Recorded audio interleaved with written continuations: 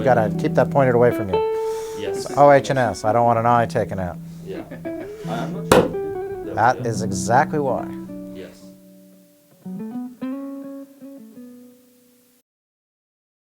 Professor Brian Schmidt is a Nobel Laureate and has been the Vice-Chancellor of the Australian National University since 2016.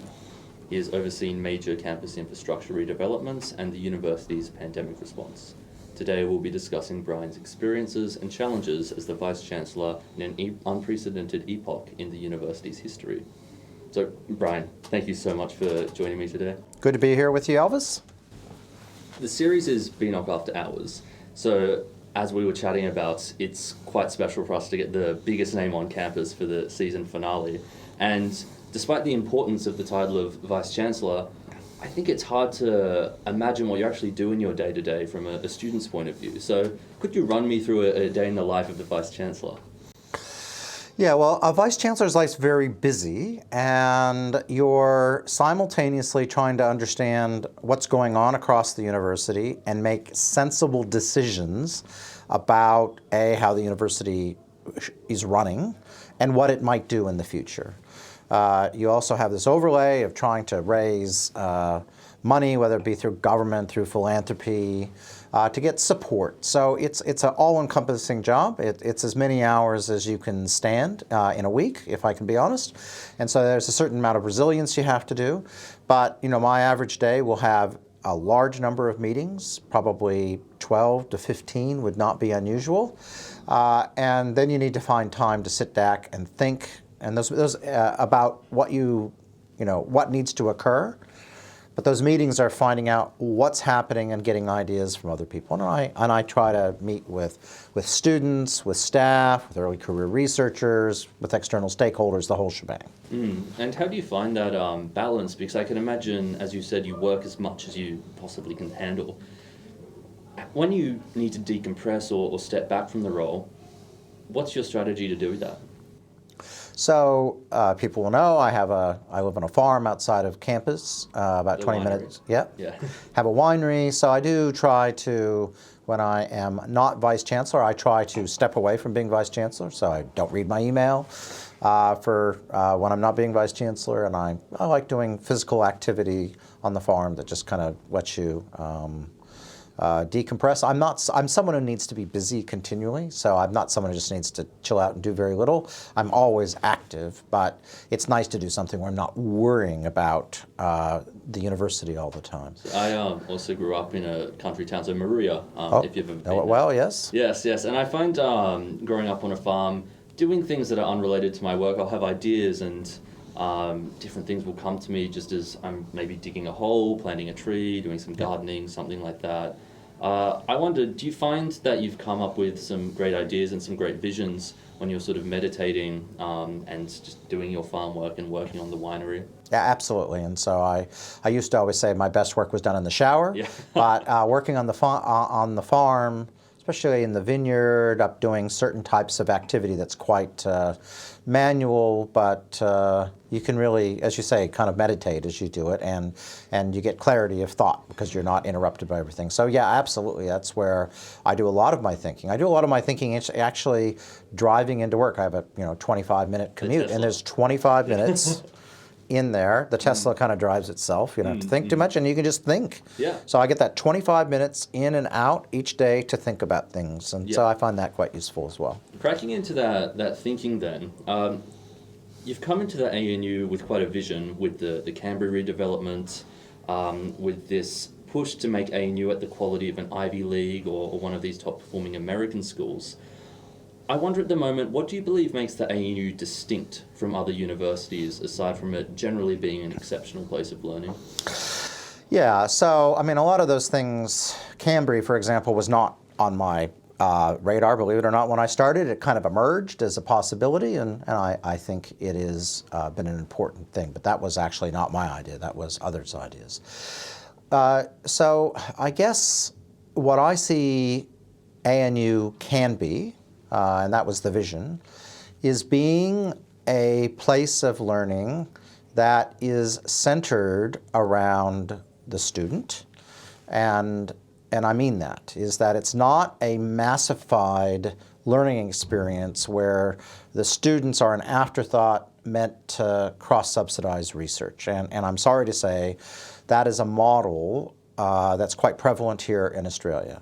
And so I don't really want it to be an Ivy League or Oxbridge institution. I want it to be a distinct Australian contemporary equivalent. And so I want it to have a very Australian feeling of excellence, but have a real egalitarianism to it, which we benefit by only being 75 years old. We haven't hopefully fallen into the long-term pitfalls of elitism. So it's really important to get that right. And so from my perspective, it's human, so that, we need to, for example, improve our digital systems and things, but we want those to make humans even more human, make us superhuman by extending what we can do. And from the student's point of view, it means being able to be actively engaged in a cohort of fellow scholars that's very diverse outside your circle, hopefully. And those scholars include the faculty, so that the faculty and the students here are much more on a level playing field than in other places, and there's a lot of interaction. And that the faculty, I want interacting with students, I want everyone teaching, but I also need them to be, as each of our faculties, to be second to none in Australia at what they do. And that means our scale, which is much smaller than most of our competitors, we have to really focus on what we do it well. And so it's a scale, so we don't fracture into little subgroups. It's a highly engaged, active campus that in the end gives an experience that's second to none. I want people the students when they're here, I want them to have every opportunity to take who and what they are and go out and change the world. And I think we can do that by creating, as I said, is a student-centered campus. And that's a work in progress still. Yeah, and I think it's wonderful to have that vision and to bring that to the campus, that we can sort of all get around that and work towards that. I'm thinking in terms of putting that into the Canberra space, it is a new space, and I think a lot of students are still seeing the space come into its own. When you speak of that vision, do you think the Canberra precinct is progressing towards it? And if so, what do you think it still needs to work on to hit that vision? Or if not, where do you think it's starting to chart off course? Yeah, well, the first thing I note is that most of the students today will not remember the previous Union Court. I was in the last year of the last year. Union Court. So I always called Union Court our ode to the Deutsche Demokratische Republik, which is East Germany for those who don't remember what the DDR is. And it was an abandoned space. It just had no activity at all, and it's easy to reflect, it was a wonderful time there. No, it wasn't. No one used Union Court. And so the whole point of Canberra was to activate a space where people occupied and did stuff. So it's meant to be a collision space of students and hopefully faculty to meet and do things. So COVID, of course, has not made it easy to activate it, but the level of activity here is orders of magnitude more than it used to be. I would really like to see a strong cultural program around it. So I think universities are at their best when we bring in, the arts and music, and the old Union Court was famous in the 90s for having amazing bands come through. I would like to see it once again bring interesting bands coming through all the time, and this to become a real focal point, but this time in something where the acoustics are actually kind of enjoyable. The challenge we have is that the reason Canberra was that focal point in the past is that all bands drove from Sydney to Melbourne, and this was the place they overnighted, did a concert and moved on. Now they all fly, so you actually have to have it be a destination for its own point, but I think we're big enough now to do that. So really like to see those cultural activities occur, and I think they will occur over time, but I think that's the key for this place. Yeah. And eventually, we'll get a richer, more diverse array of venues and things that I think culture to a wider range of taste and stuff. That's going to take time. Again, COVID has really knocked things on their head. And I'm not sure that you want the university running your food outlets. The university is not very good at things like that, but we need to make sure there's a space, I think, for a diversity of food outlets and things that goes beyond what we have right now. I'm a musician myself, and so I really resonate with the idea of having more live music here. I think when you hear musicians sitting on the lawn and singing, it really brings an energy to the place, and I think it is Canberra at its best when it does have that culture there. One part of Canberra and building that culture is the Waroni studio as well, and us as a media agency. And I'd be really interested to hear what you think is the role of student media at a university, and what do you think Waroni could be doing better to embody that? Well, I mean, I think Waroni's media is to serve the students for what you want, and quite frankly, it probably, my view is you guys need to think what is it that you want and not have me interfere, so we can sponsor the room and some of the funding that goes to running Waroni. But then it's really up to you guys to set the agenda, because I'm 55 years old and kind of out of touch to what your generation, the current generation of students, really want. And so I think it needs to be a space for you to dictate Brian, what you want. A day over 40. I don't look a day under 55. And you did mention the pandemic as well, and I can imagine from a personal point of view, it's extremely difficult to run a university. I was in Fenner at the time when the harsh lockdowns happened in 2021. Yeah. And being a Vice-Chancellor, you have a lot of responsibility to look after students through these pandemic times. I wonder how, on a personal level, you found it to try and make decisions and manage during what is a pretty unprecedented time. Yeah, so, at some level, I'm a very evidence-based person. I was talking to, all of our public health and epidemiologists to understand what's the likely occurrence. And in all cases, we sort of figured out what we thought needed to occur, what was best for the community, what was, going to, from a public health point of view, make sure it doesn't endanger people.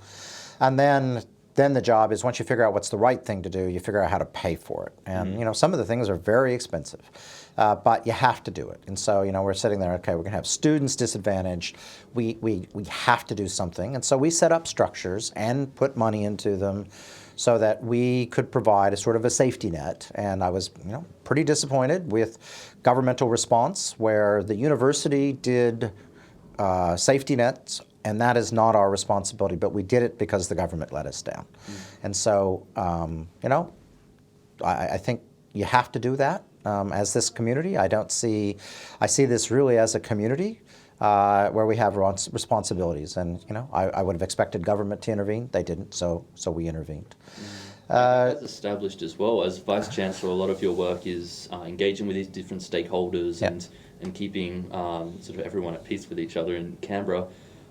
It's quite a lot to step onto from your background as an experienced researcher and Nobel Laureate to go to run a university.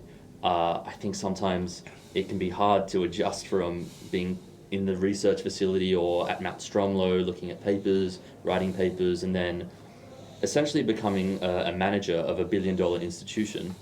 I wonder, why did you choose to apply for the role of Vice-Chancellor? And having gone through things like the pandemic and various other issues that ANU has gone through, did you find it was more difficult than you anticipated it would be? And do you think you would regret or change your decision if you knew what you were in for in retrospect? Yeah, so I had never thought about being a university president, if I can be honest. Passionate advocate of ANU, pretty soon after I got here, because it's, such a great environment. And what I saw, due to essentially the policy framework put in place by successive generations of government, that the higher education sector, and ANU included, was being forced to become more and more, I would just say, commercial in its outlook, and quite frankly, it's kind of not interesting. It was going to become a place that I was no longer interested in working. And so I was initially trying to find, Ian Young's successor, about who could be someone that would have the appropriate vision and gravitas to make sure that the university fulfilled what I thought was this mission of being really focused on students and excellence in research, and not trying to just grow because it's easy to grow, right? And unconstrained growth of university just creates mediocrity. That's the problem. So after asking a number of people, and I remember talking to Glenn Davis, who was was an ANU alum, but was the head of University of Melbourne, and said, "Hey, Glenn, why don't you become vice chancellor at ANU?" And he looked at me and said, "Are you crazy? Why would I do that?" And I'm like, "Well, it's your alum." He said, "No." He said, "If given what you want to do, you should do that." And I was like, "Okay, well, I guess I can't think of anyone else who's going to be able to do it." So I would put my hat in the ring, and I knew it would be a really hard job. I had no illusions about the challenge of jobs. In terms of managing a billion-dollar institution, and I was a huge step up from professor to running an institution. That, if I can be honest, has been in some sense less challenging than I expected, because ultimately big institutions like this have a whole range of people who know what they're doing.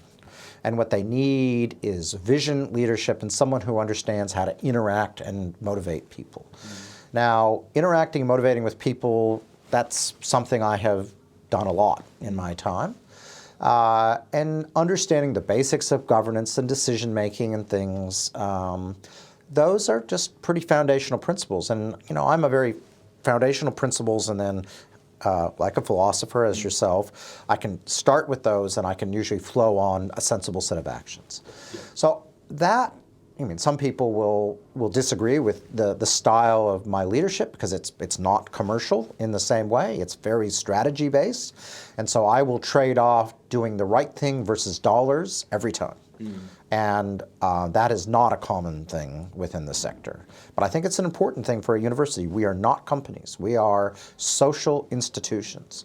So I don't regret becoming vice chancellor. I found the job very much as I expected, incredibly challenging, and I knew it would push me right to my edge. COVID was the next step up. So, having to... So dealing with COVID and the lockdowns and stuff, which I know are very traumatic for the students, were nothing compared to have to, downsize the university by 480 people. Downsizing the university by 480 people, that's just brutal, right? Because you're dealing with people's lives, and so that's been the hardest thing for me. Is just, I love to be loved. Everyone loves to be loved, and there's no way to have everyone love you when you do that to an institution. And that's one of the big frustrations to me. Is that the student and the staff, they see you make a decision. It's hard to communicate everything I know of the basis of the decision. And, some people they refuse to trust you, and they just assume you're out to get them, and that you are a corrupt, evil, terrible person, and they just want to blame you. And that's fine to a point, but it's the frustrating part of the job. So I'm always trying to communicate values and the underpinning means of a decision, and as transparent as I can be, so that hopefully there's a trust there that I am at least trying to do the right thing. Yeah, and on that note of communication, I want to go through some just rapid-fire questions, which are just student FAQs about the Vice Chancellor. Yep. Who was your role model as a child? My role model as a child? God. Well, if I'm honest, it was my mom and my dad, but it was an amalgam. My dad's a scientist. My mom was, did history, debate, and stuff. And I'm kind of a hybrid of the two. But if I'm honest, they're my role models. Yeah, wonderful. Do you fear losing your American accent? If so, why? I have not lost my American accent after 28 years. I've lived half my life, so I'll never lose it. No, it is just kind of amusing to me that I haven't left it. I don't really think about it until I hear myself, and I'm like, whoa, I really sound still very American. Yeah. Is there a best coffee on campus? Oh, there's many good coffees. People will know Is that this a I. political question? Yeah, I don't want to. I don't want to go, but there's some outstanding coffee on this campus, and University of Melbourne, eat your heart out. Okay. What podcast are you currently listening to? I'm a big fan of a program, if I can now get to it.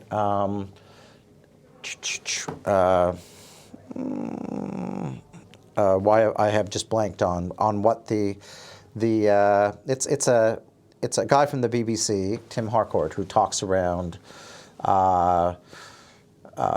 bad decisions and how they come from a sort of a behavioral economics point of view. And I think from a leadership, everyone should listen about how bad decision making occurs, because one of my reflections on running a place is that it's Cautionary Tales is the name of the podcast. Is leadership is as much about not doing stupid things as doing the right thing. If you just don't do stupid things, you're well ahead of the pack. So Right. Cautionary Tales. It's been wonderful to have you. We are out of time now, but thank you so much for joining us in the studio. BNOC After Hours. As always, great to have the biggest name on campus join us, so thank you. Thank you very much, Elvis. Good luck.